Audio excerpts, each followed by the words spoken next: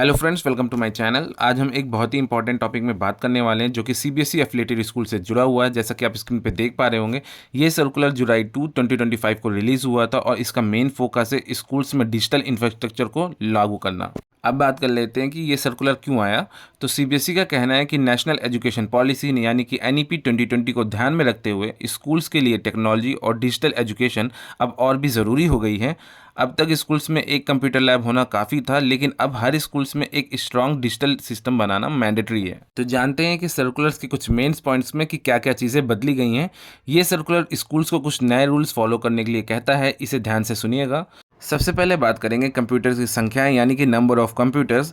अब से स्कूल्स को हर 18 स्टूडेंट पर एक कंप्यूटर सिस्टम रखना होगा, जैसे कि डेस्कटॉप, लैपटॉप या क्रोमबुक। इसका मतलब है कि कंप्यूटर लैब में कम से कम 40 कंप्यूटर सिस्टम होने चाहिए। अब बात कर लेते हैं सर्वर का होना, यानी कि हर स्कूल्स में एक हाई कॉन्फ़िगरेशन सर्वर होना ज़रूरी है। ये सर्वर खासकर एग्ज़ाम और असेसमेंट के लिए यूज़ होगा। अब बात कर लेते हैं डेटा बैकअप, यानी कि स्कूल्स को अपने सभी डेटा के लिए बैकअप का इंतज़ाम करना होगा। इसके लिए आप क्लाउड बेस्ड स्टोरेज या एक्सटर्नल हार्ड ड्राइव का यूज़ कर सकते हैं।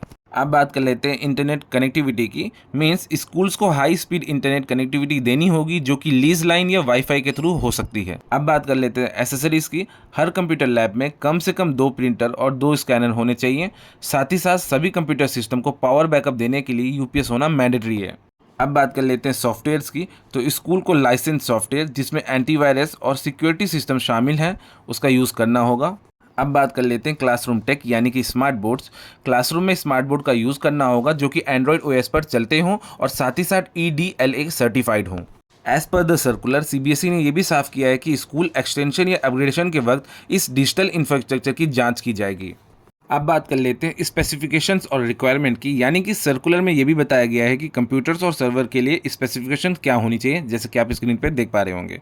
अब बात करेंगे ऑपरेटिंग सिस्टम की। तो सीबीएसई लिनक्स को रिकमेंड करता है, लेकिन स्कूल्स विंडोज 10 या उसका नया वर्जन या क्रोम ओएस भी यूज़ कर सकते हैं।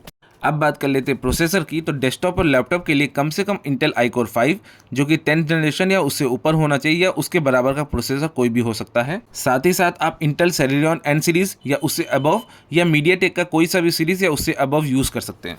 अब बात कर लेते हैं रैम की। तो कम से कम 4 GB रैम होना ज़रूरी है। स्टोरेज आपके पास कम से कम 128 GB SSD या 1 TB HDD यानी कि हार्ड डिस्क ड्राइव की ज़रूरत होगी। अब बात कर लेते हैं डिवाइस मैनेजमेंट सॉफ्टवेयर की।